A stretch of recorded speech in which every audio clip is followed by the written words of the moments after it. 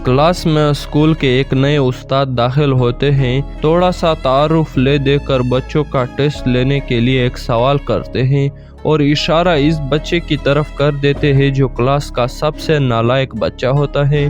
उस्ताद का इशारा देखकर क्लास के दूसरे बच्चे हंसने लगते हैं कि उस्ताद जी ने जवाब देने के लिए उठाया भी तो किसको उठाया, लेकिन उस्ताद तो फिर उस्ताद ही होता है। इनको समझ आ गई कि ये क्लास का सबसे नालायक बच्चा होगा, इसीलिए सब बच्चे हंस रहे हैं। उस्ताद ने बच्चे को बैठने के लिए कहा और दर्स देने में मसरूफ हो गए। छुट्टी के वक्त उस्ताद ने इस नालायक बच्चे को अपने पास बुलाया और जब सब बच्चे चले गए तो उस्ताद ने इस बच्चे को एक सवाल दिया और इसका जवाब भी लिख कर दिया और कहा कि इसे याद कर लो और कल जब मैं क्लास में ये सवाल करूंगा तो ये जवाब तुमने मुझे क्लास में देना है। बच्चे ने वो सवाल और जवाब याद कर लिया।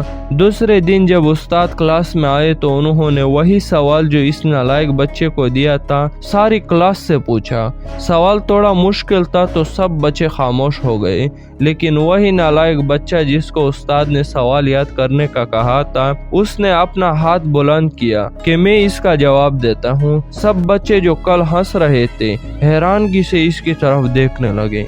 उस्ताद ने इस बच्चे को कहा, हाँ जवाब दो। बच्चे ने फर इस सवाल का जवाब सुना दिया। उस्ताद ने शाबाशी दी और उसे बैठने को कहा। अब इस नालायक बच्चे में खुशी के साथ साथ खुद एतमादी भी पैदा होना शुरू हो चुकी थी। उस्ताद ने कुछ अरसे तक यही अमल दोहराया और फिर आखिर वो दिन भी आया जब वो नालायक बच्चा अपनी क्लास का सबसे लायक और पुरएतमाद बच्चा बन चुका था। इस कहानी से हमें समझने को बहुत सबक मिलते हैं, जैसा कि बच्चों की नफ्सियात समझ कर अगर उनको ट्रीट किया जाए तो हर बच्चा इस मुआशरे का काबिल फर्द बन सकता है और इस कहानी से उस्तादों को भी एक अच्छी नसीहत मिल सकती है।